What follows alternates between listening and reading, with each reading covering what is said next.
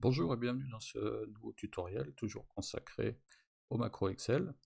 Donc aujourd'hui on va aborder un nouveau chapitre de mon livre qui est consacré euh, à une bibliothèque additionnelle qui s'appelle Microsoft Scripting Runtime, et plus particulièrement à une classe d'objets contenue dans cette bibliothèque qui s'appelle le File System Object. Alors pourquoi on va s'intéresser à ça aujourd'hui? Tout simplement parce que cette bibliothèque, elle a toute une panoplie d'outils en fait qui nous permettent d'explorer le contenu d'un dossier et de tous ses sous-dossiers. Donc ça peut nous permettre par exemple de créer une boucle pour lister tous les fichiers contenus dans un dossier et dans tous ses sous-dossiers. Donc on verra déjà comment déclarer une bibliothèque additionnelle, comment utiliser la déclaration en mode early binding. Aujourd'hui on ne s'intéressera qu'au early binding, je verrai dans une prochaine vidéo pour vous expliquer les différents modes de déclaration. L'application concrète, ça sera de lister en fait tous les fichiers d'un dossier et dans les sous-dossiers également. Et puis par la même occasion, on fera une introduction au principe de la récursion.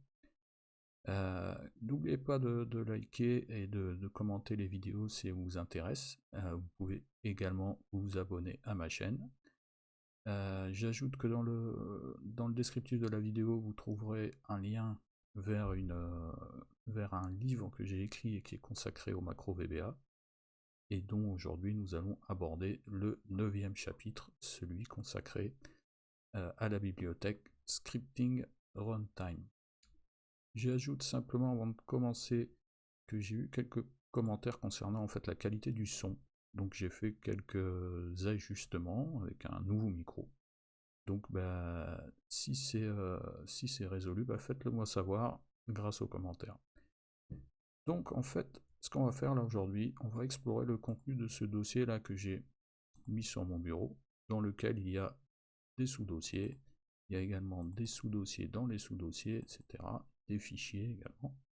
Et donc en fait, vous avez compris, ce qu'on va faire, c'est qu'on va balayer tout ce dossier pour extraire tous les noms de fichiers. Donc pour ça, vous démarrez un nouveau fichier Excel.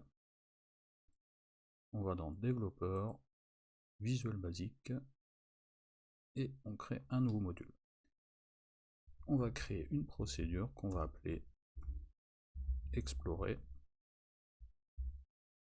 dossier et sous-dossier.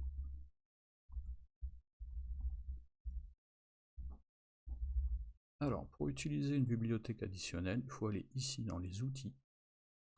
Vous cliquez sur Références et vous allez tout en bas de la liste, vous devriez trouver Microsoft Scripting Runtime. Voilà, vous cochez et vous validez. Et donc si on va maintenant dans l'explorateur d'objets, vous voyez ici, vous avez Scripting qui apparaît. Et ce qui va nous intéresser là, dans Scripting, c'est particulièrement cette classe-là, la classe File System Object, qui contient en fait toute une collection de méthodes et de fonctions qui permettent d'explorer un dossier. Donc, pour utiliser cette classe-là, en fait, il faut en créer ce qu'on appelle une nouvelle instance. C'est-à-dire qu'on ne peut pas l'utiliser telle qu'elle, il faut en quelque sorte en créer une copie.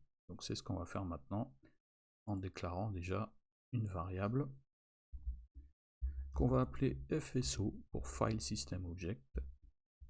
Et cette variable, elle est de type scripting.FileSystemObject. Voilà. Ensuite, on va avoir besoin d'une variable pour assigner un dossier de départ. Donc on va appeler ça dossier départ tout simplement. Et donc ça c'est une variable qui sera de type scripting.folder. On va également avoir besoin d'une variable pour faire une boucle sur tous les fichiers. Donc on va appeler ça fichier as scripting.file. On va écrire en fait tout le contenu de du dossier, on va le reporter dans Excel. Donc dans la colonne A, on va mettre le chemin des dossiers, et dans la colonne B, les fichiers qui sont contenus dans ces dossiers. Donc pour ça, on va avoir besoin d'un compteur. Donc on va appeler ça as integer. Et également ne pas oublier une variable qu'on va appeler dossier pour faire une boucle en fait pour tous les sous-dossiers. Donc là, as scripting.folder. Alors la première chose à faire ensuite, c'est de créer en fait cette nouvelle instance du file system object. Pour ça, on utilise le mot-clé set fso. Donc ça c'est pour toutes les variables objets. Et on tape new scripting.filesystemObject. Ensuite, on va avoir besoin de définir le dossier de départ. Donc le dossier de départ, c'est quoi? C'est tout simplement, donc pour ça on utilise FSO, notre variable qu'on vient de créer, et on a une fonction qui s'appelle getFolder. Et ici en argument, eh bien, il faut préciser le chemin du dossier. Donc le chemin du dossier, c'est mon dossier départ ici. Donc on fait un copier-coller de ça. On met bien entre guillemets, parce qu'il s'agit d'une chaîne de caractères. Et donc là, on a défini notre dossier de départ. Maintenant, ce qu'on fait, c'est qu'on va rentrer dans la boucle. Donc on va déjà dire que notre variable i vaut 1 au départ. Hein. On commence par écrire sur la première ligne. Sur la première ligne, qu'est-ce qu'on va écrire? Ah ben, le nom de notre fichier, de notre dossier pardon, de départ. Donc ce nom c'est quoi? Bah, c'est tout simplement, en fait c'est pas le nom qu'on va mettre, c'est plutôt le, pardon, le chemin d'accès.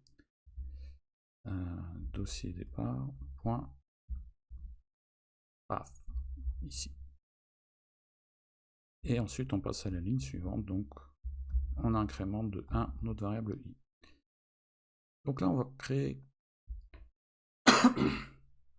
pardon, on va créer notre première boucle qui va lister les fichiers contenus dans ce premier dossier.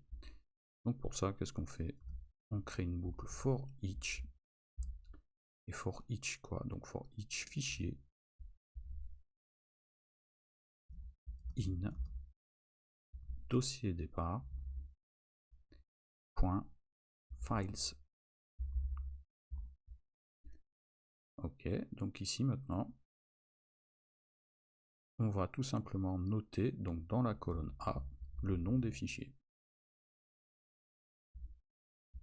Donc dans la colonne B, pardon, donc ça sera A et I point offset, donc on se décale d'une colonne, point value est égal à fichier point name. Et on n'oublie pas au passage d'incrémenter notre petite variable i. Donc maintenant, si on lance déjà ce programme, ça on enlève, on n'a pas besoin. Si on lance déjà ça, et bien là on voit bien que on a notre dossier de départ et les deux fichiers qui sont contenus dans ce dossier. Donc maintenant, ce qu'on va vouloir faire, c'est évidemment explorer tous les autres dossiers.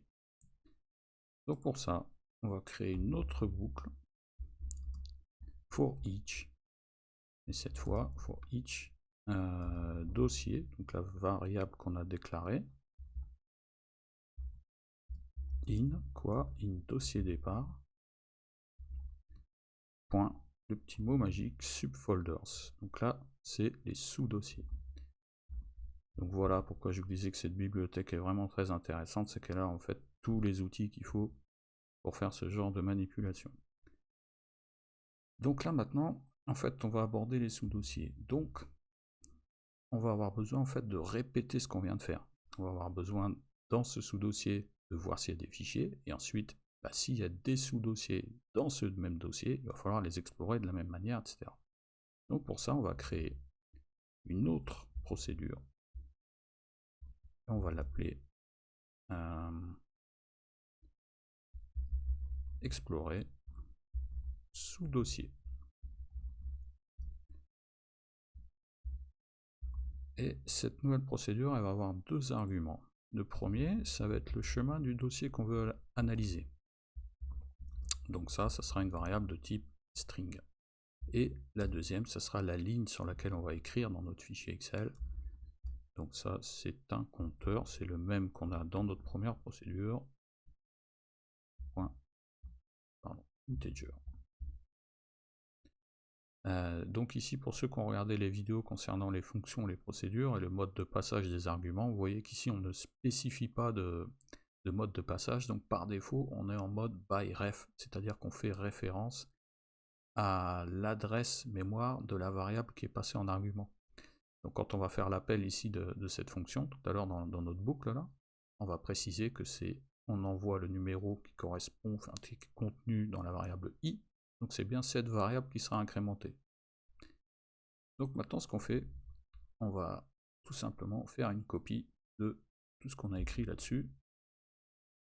On va juste avoir quelques lignes à effacer, mais c'est toujours mieux que de tout réécrire. Donc là, notre dossier de départ, quand on commence à aborder les sous-dossiers, bah, c'est tout simplement en fait le chemin là qu'on vient d'assigner en fait à notre procédure. Donc c'est chemin dossier.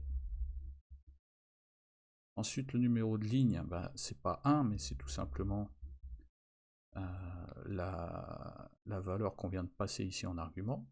On n'a pas besoin ici de déclarer i puisqu'on le passe en argument. Voilà. Donc pour tout le reste, c'est pareil. Maintenant, ici, la seule chose qui va changer, c'est qu'ici, on va faire un appel récursif de la procédure.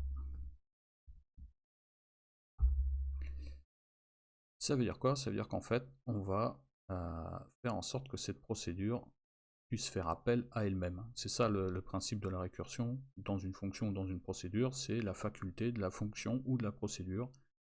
C'est le fait en fait de faire appel à notre fonction alors qu'on est à l'intérieur de la fonction. Donc ici, qu'est-ce qu'on écrit? On écrit call, explorer, sous-dossier. Pour quel dossier? Ah ben, pour dossier.path. Et le numéro de ligne, bah, c'est i. Voilà. Et ici, dans notre boucle d'origine, eh bien, on va appeler cette procédure-là qu'on vient de créer. Donc, explorer sous-dossier. De quoi? Eh bien, de dossier.path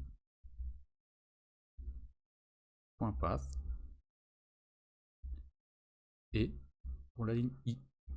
Voilà.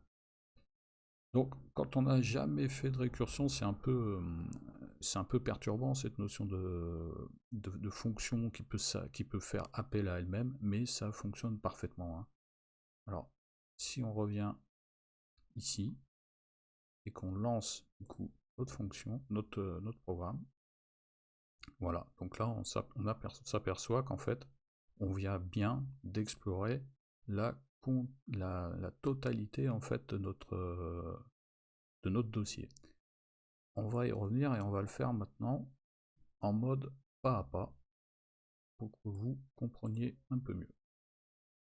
Donc on se met ici et je vous rappelle le mode pas à pas, vous appuyez sur F8. Alors au départ, donc on vient de créer notre variable FSO, etc. Là on assigne le dossier de départ qui est bien notre dossier qui s'appelle dossier départ également. Ensuite donc on note dans notre fichier le chemin d'accès et là on rentre. Ce que je vais faire c'est que je vais tout effacer et on va regarder également en parallèle sur la feuille si on peut. Bon, un peu délicat mais on va recommencer ça. Donc là on se met en mode pas à pas. Donc ici on vient bien copier le nom du premier dossier et ensuite on rentre dans la première boucle for each, et on vient noter le nom des fichiers qui sont rencontrés. Et ensuite, on vient dans la deuxième for each, dans laquelle, en fait, on va partir dans l'autre procédure qu'on vient d'écrire. Et là, en fait, le dossier qu'on est en train de traiter maintenant, c'est le dossier A. Ok. Donc on vient d'entrer dans le dossier A, on note son nom, les fichiers rencontrés. Maintenant, on regarde, est-ce qu'il y a des sous-dossiers dans le dossier A? Non. Donc là, qu'est-ce qu'on fait? On repart dans la procédure d'origine. Donc, le prochain dossier à analyser, c'est quoi? C'est le dossier B, vous voyez? Donc là, on arrive dans le dossier B. Pareil, même manipulation. On note le nom du dossier, le nom des fichiers rencontrés s'il y en a. Ensuite, on arrive dans la boucle des sous-dossiers. Et là, qu'est-ce qui se passe? Est-ce qu'on a un sous-dossier dans le dossier B? Eh bien oui, on a un dossier C. Et donc, qu'est-ce qu'on fait là? On relance cette même procédure. Donc là, on vient bien de passer en argument le dossier C, on analyse le dossier C, etc. On continue. Est-ce que dans le dossier C, il y a un sous-dossier? Apparemment oui. Et donc, il y a un sous-dossier qui est le sous-dossier D. Et là, on continue. Et ainsi de suite, en fait, sur tous les sous-dossiers. Si vous vous intéressez un peu à la récursion, je vous conseille, sur YouTube, en fait, vous trouverez pas mal de vidéos qui expliquent vraiment en long, en large le principe de la récursion, mais en fait, c'est exactement là ce qu'on vient de faire. C'est-à-dire que cette boucle-là, en fait, elle continue tant qu'elle rencontre des sous-dossiers. Au moment où elle n'a plus de sous-dossiers à traiter, elle remonte de niveau en niveau. Voilà. J'espère que cette vidéo vous aura été utile. Et puis je vous dis à la prochaine fois.